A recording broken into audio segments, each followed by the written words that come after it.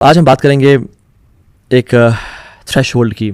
آج ہم ایک بات کریں گے اللہ تعالیٰ کی جو مدد ہم تک پہنچنی ہے, why there is a delay in that, اور امت کے جنرلی حالات کی. اگر ہم پوری امت مسلمہ پہ نظر ڈالیں اور ہر ملک کو دیکھیں, ہر کنٹری کی طرف دیکھیں اور جنرلی امت کے حالات کو دیکھیں تو بڑے ڈس اپوائنٹنگ ہیں. ہر طرف سے جو مسلمان ہیں وہ پس رہے ہیں, ذلت کا شکار ہیں.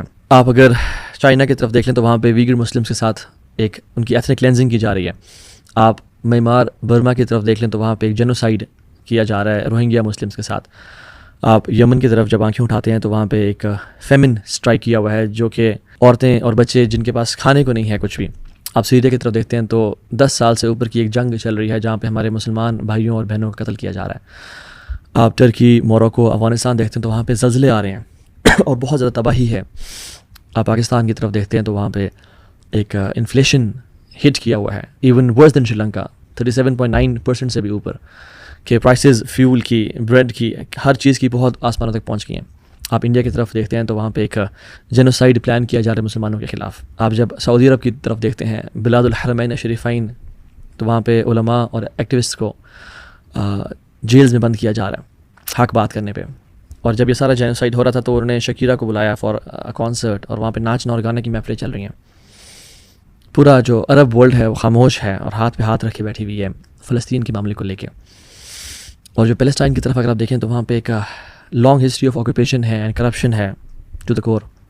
آپ غزہ کی طرف دیکھ لیں تو وہاں پہ there is bleeding like no other place.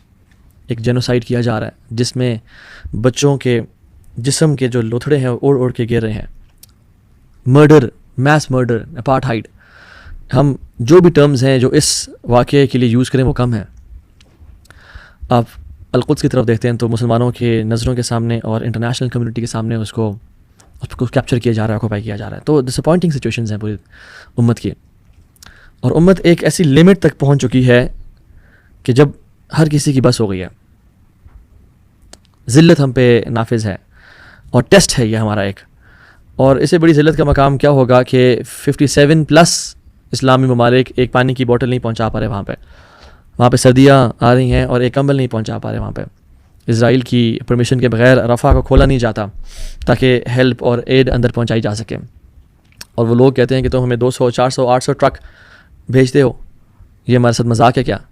ہماری تو آدھے دن کی جو کھپت ہے وہ 200 ٹرکس ہیں. کتنے ہی 1 million above now, right now it's around 2 million لوگوں کو ڈسپلیس کر دیا گیا ہے صدرن غزہ کی طرف. سو حالات بڑے عجیب ہیں اور ایک لمٹ تک امت پہنچ چکی ہے. تو یاد رکھیں اللہ سبحانہ و تعالیٰ کا ایک رول ہے, اور وہ یہ کہ اللہ سبحانہ و تعالیٰ آزماتے ہیں امتوں کو اور ایک تھریش ہولڈ تک لے جاتے ہیں, اور جب لوگ صبر اور استقامت دکھاتے ہیں تو اللہ کی مدد بھی نازل ہو جاتی ہے. ابراہیم علیہ الصلوۃ والسلام کو آپ دیکھ لیں, جب وہ توحید کی دعوت دے رہے تھے باپ نے گھر سے نکال دیا, لوگ سارے قبیلہ خلاف ہو گئے, حتیٰ کہ سارے جمع ہو گئے اور ان کے کپڑے اتار کے, ان کے ہاتھ اور پاؤں کو باندھ کے ان کو ایک منجنیق یعنی کیٹاپلٹ میں ڈال دیا ٹو تھرو ہم ان دا فائر. کوئی مدد کرنے والا نہیں تھا, ابھی تک اللہ کی مدد نہیں آئی. جب ان کو پھینک دیا گیا اور آسمان میں تھے اور گرنے والے تھے, حسبی اللہ و نعم الوکیل, اللہ کی مدد تب آئی. اللہ سبحانہ و تعالیٰ کا حکم ہوا, یا نار کونی بردن وسلام علی ابراہیم, اے آگ ٹھنڈی ہو جا اور پلیزنٹ ہو جا میرے ابراہیم کے لیے. تو when ابراہیم کی کریٹیکل لمٹ پہنچی اللہ کی مدد نازل ہو گئی. اور سر کے درجنوں واقعات, عیسیٰ علیہ السلام کو آپ دیکھ لیں, جب وہ ٹائم پہنچ گیا جب انہوں نے ان کو گھیرے میں لے لیا اور عیسیٰ علیہ السلام نے اپنے حواریین کو ٹیسٹ کیا, تمہیں سے کون ہے جو شہادت دینا چاہے گا, تو اللہ اس کو میرا روپ دیں گے اور مجھے آسمانوں کی طرف اٹھا لیں گے. تو جب بالکل قریب پہنچ گئے, they were about to assassinate عیسیٰ علیہ السلام, اللہ تعالیٰ نے ان کو اٹھا لیا.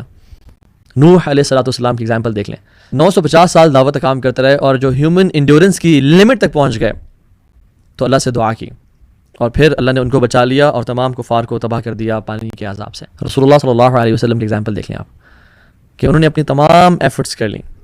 مکہ سے نکل کے طائف چلے گئے, طائف انہوں نے جھٹلا دیا, مدینہ آ گئے, مدینہ میں 313 لوگ اکٹھے کیے اور سامنے 1000 کا لشکر آ گیا, اور رات کو اٹھ کے دعا کی, یا رب یہ اب لمٹ ہے, اگر یہ چند تیرا نام لینے والے بھی ختم کر دیے گئے تو اس کائنات پہ تیرا نام لینے والا کوئی نہیں ہوگا پھر یا رب. تو جب لمٹ تک پہنچے تو اللہ کی مدد آئی.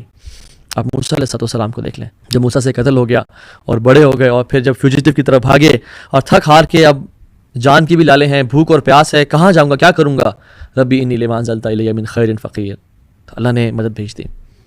موسیٰ نے جب فرعون کی فوج پیچھے تھی اور جب سمندر سامنے تھا, بنو اسرائیل نے کہا کہ جھٹلا دیا تیرے رب نے تجھے, اب کیا کریں گے ہم. موسیٰ نے سمندر پہ عصا مارا اور اللہ کی.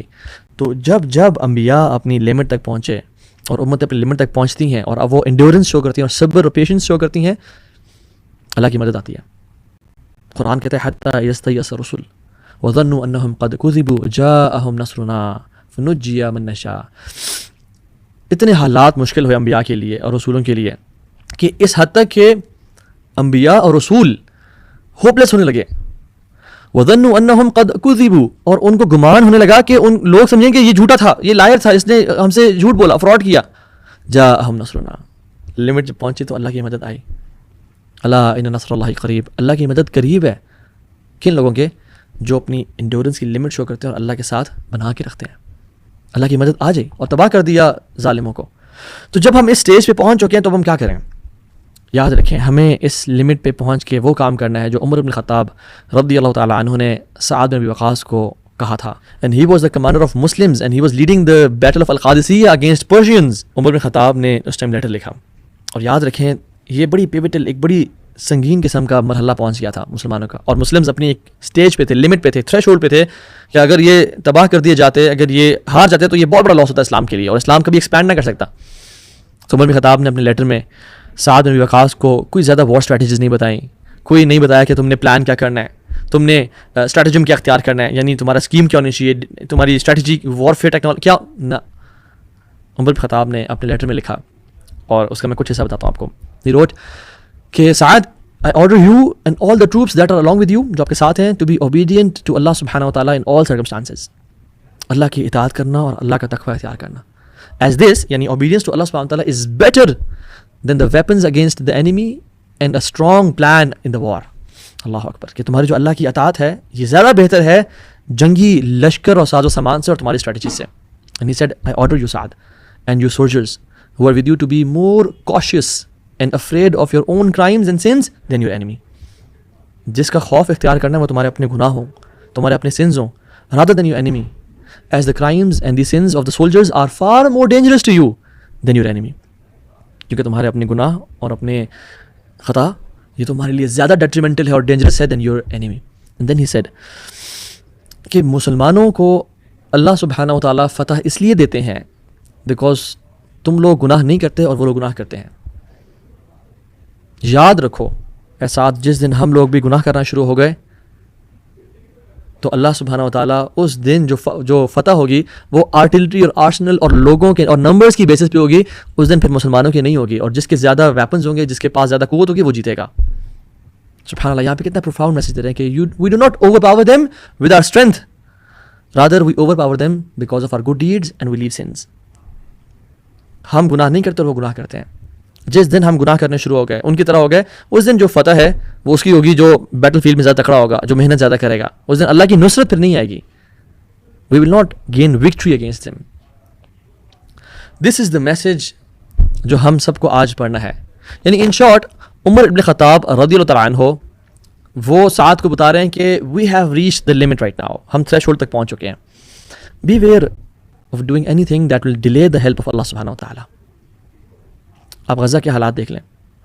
Right now as we speak مسلمانوں کی اور زائنسٹ کی جنگ چل رہی ہے بیٹل میں, گراؤنڈ پہ, اور آمنا سامنا ہو رہا ہے, اور وہ لوگ اللہ کی مدد حاصل کر رہے ہیں اور دعائیں کر رہے ہیں, اور سامنے یہودی ہیں, زائنسٹس ہیں. رائٹ ناؤ میرا آپ کا کام کیا ہے؟ We should stop doing anything which will cause Allah سبحانہ تعالیٰ to abandon us. Be the best version of yourself right now, کیونکہ اگر ہم نے آج گناہ کیا تو اللہ کی جو مدد ہے وہ ڈیلے ہو سکتی ہے ہمارے اپنے ایکشنز کی وجہ سے.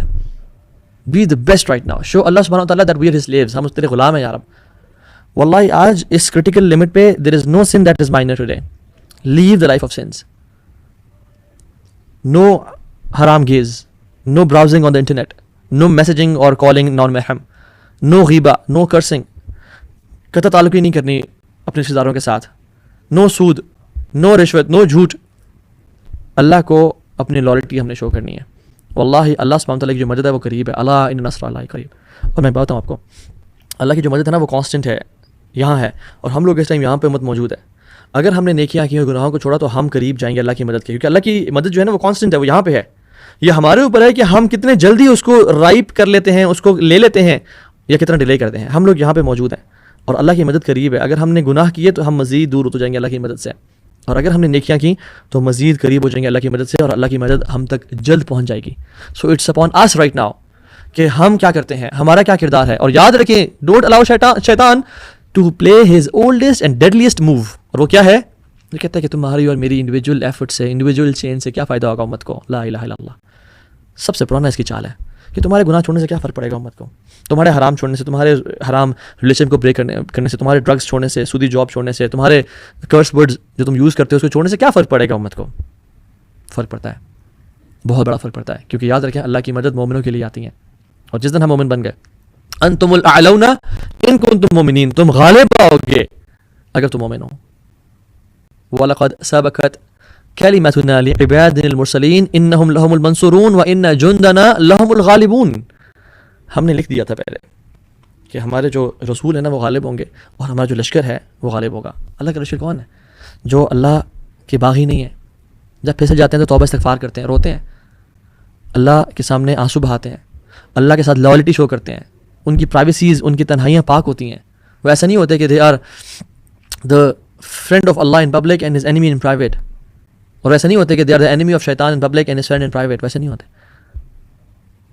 تو لوگ کیا کہتے ہیں, کیا فرق پڑتا ہے کہ گناہ چھوڑو؟ یاد رکھیں بہت فرق پڑتا ہے. اللہ کی مدد قریب ہے اگر ہم آج گناہوں کو چھوڑ دیں گے. سو آج ارادہ کریں اور دعائیں کریں اللہ سے, اللہم حبب الینا الایمان وزینہ فی قلوبنا وکرہ الینا الکفر والفسوق والعصیان. یا رب ایمان کو ہمارے دلوں میں محبوب کر دے, اور کفر اور فسق اور فجور کو ہمارے دلوں سے دور کر دے, ہمیں نفرت دلوا دے. یا اللہ تو ہمیں قبول فرما لے, ہمیں اپنا بنا لے. میں اپنی زندگی بدلنا چاہتا ہوں, چینج کرنا چاہتا ہوں, میری مدد فرما. اور اللہ کی مدد تو ہمیشہ سے وہیں پہ ہے, ڈیلے ہماری طرف سے آ رہا ہے. You should take the first step and the last step and every step, and then see کہ اللہ سبحانہ